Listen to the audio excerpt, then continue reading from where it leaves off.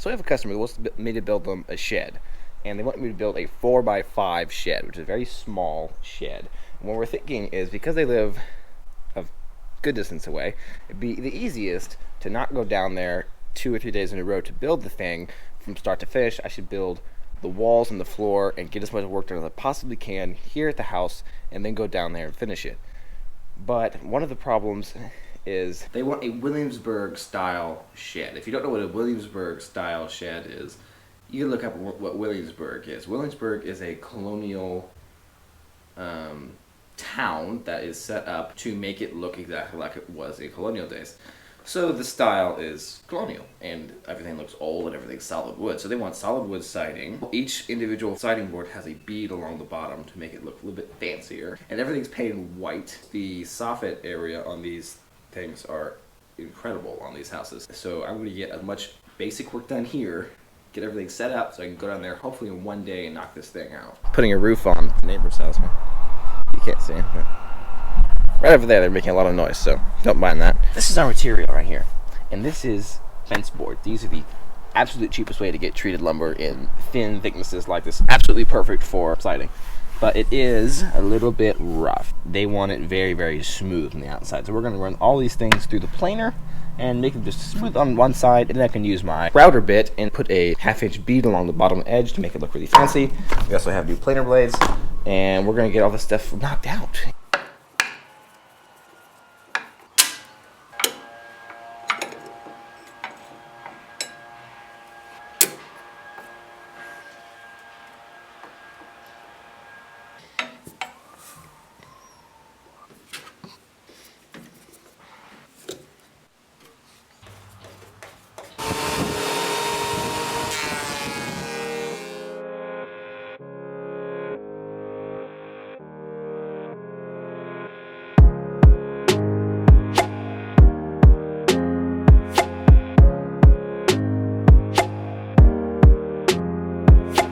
That was fast.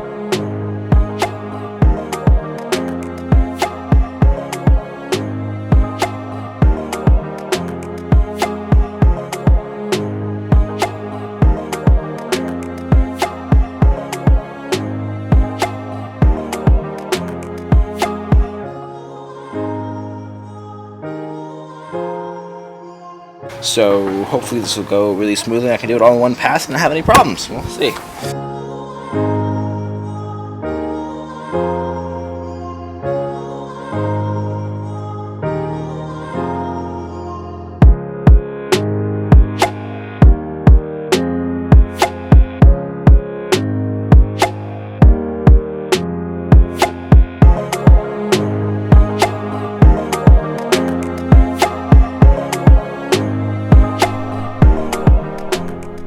Okay, I'm out here in the shop now, and we are going to use all that lumber right there and make some walls, and then possibly sheathe them and then take them to the customer's house, or possibly just frame them and maybe put some integral bracing. I kind of like this idea. Put some integral bracing, like on these studs right here. You put cross bracing just like that, set into the surface. I think it would look kind of neat on the inside. So I could square them up here on the floor, get it nice and flat, and then not have to worry about that later. I can just put it all together, nail it up, and know it's right. Dimensions wise, it's 4x5, we know that, but height wise, we don't know. Because it's such a small footprint, I really don't want it to look tall. Like, I don't want it to look like that board, you know? I want to have nice round dimensions like the one behind it. So nice and even like that. I really don't know what that's gonna be, because it's gotta be tall enough for a doorway. You have to be able to walk through it nice and easily. It doesn't need to be this tall. It could be like, you know, maybe like 6'4", because it's a shed, you know, so you just gotta be able to get in it. Then we could have a, whatever, maybe 7-foot wall, 3-foot high gable end, but it's only 4 feet wide. You don't even want that, man. You need to like cut things out. 4 feet. Wow, this is narrow. Pretty high roof pitch. Now it's actually 2'3" to the peak. Do a 30-inch door in that. That's gonna be huge. 29.5, so we can put 1.5" trim and still fit a door in there. Actually, let's just make the opening 30 and I'll make the door fit.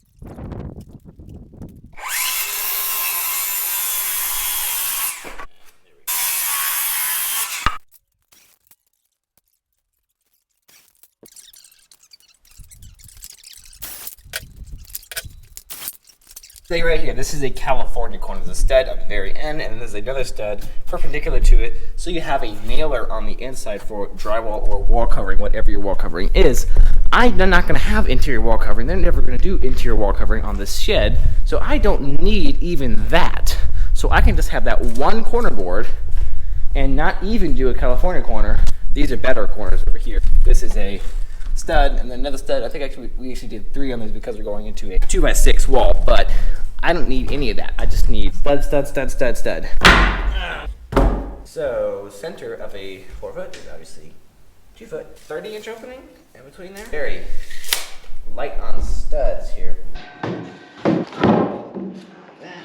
that. I got a nail gun right there, but I am out of 3-inch nails, except for ring shanks. I don't really want to use ring shanks for this because I don't need to use ring shanks for this, and they cost more. So we're not going to do that. We're going to use handbanger nails, that I heard some YouTuber say once, which is a ridiculous name for common nails. Don't have no weight. Come on.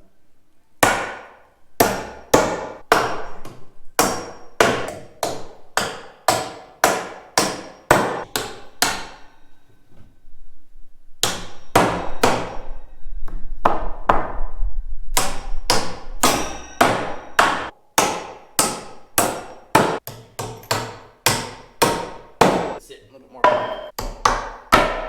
That was a solid miss. Another one, man.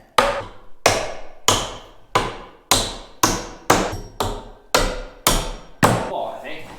Getting with it right now.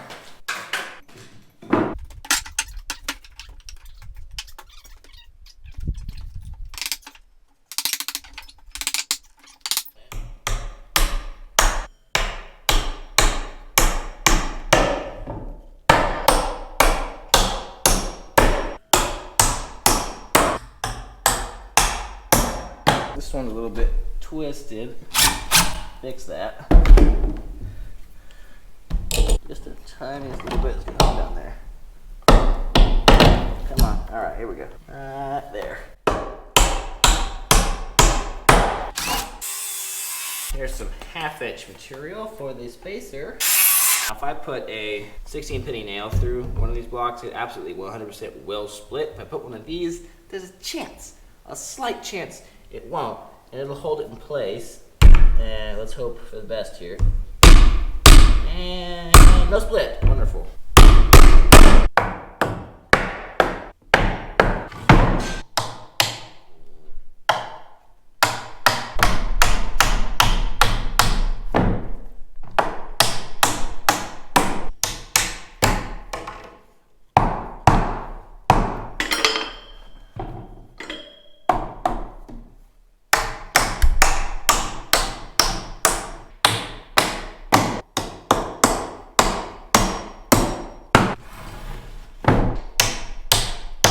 I realized I already screwed up on the back wall. I'll have to show you. Okay, so I looked at the sketches again, and I don't think I really did mess up because this is not this one right here. That is the shed I'm copying more or less, and that is probably about 16 inches wide. So mine will be in between the stud cavity a little bit narrower, but this is the 4x5 shed in the opposite direction of my 4x5 shed. This is 5 feet. That direction is 4 feet. So this is 5 feet. This is a little bit wider. So if I'm going on the small dimension, it seems like to scale it, you would want it to be a little bit narrower. So we'll go stud cavity and it'll look proportionate. 14.5.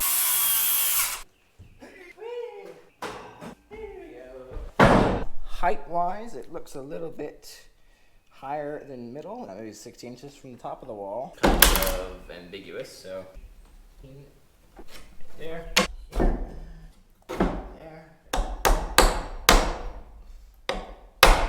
Alright.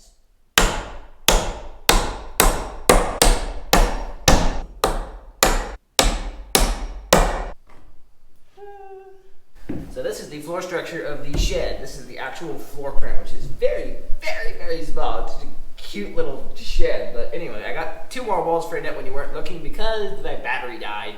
So I wasn't gonna stop working because the battery died, but I had, yeah, you didn't see it.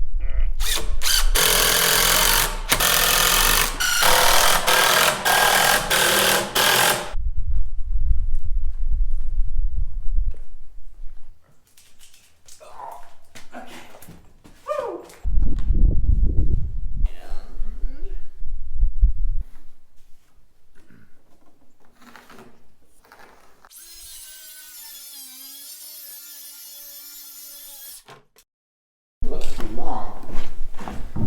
Oh, it's not.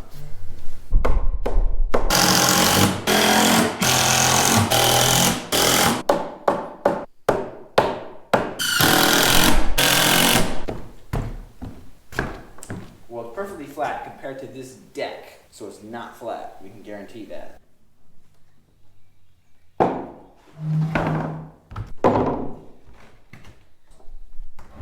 So on a roof this small, we can cheat. And on a bigger roof for that matter, you can cheat and do this, but I'm just gonna do it here so we get right on that line.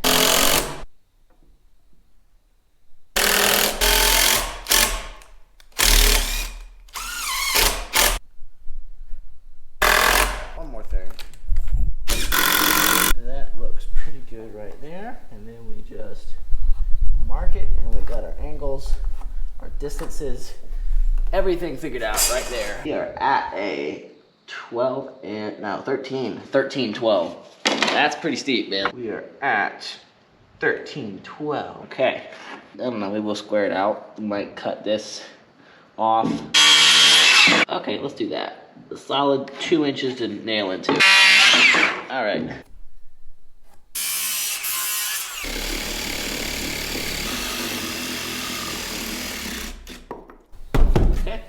That's one, well, two actually.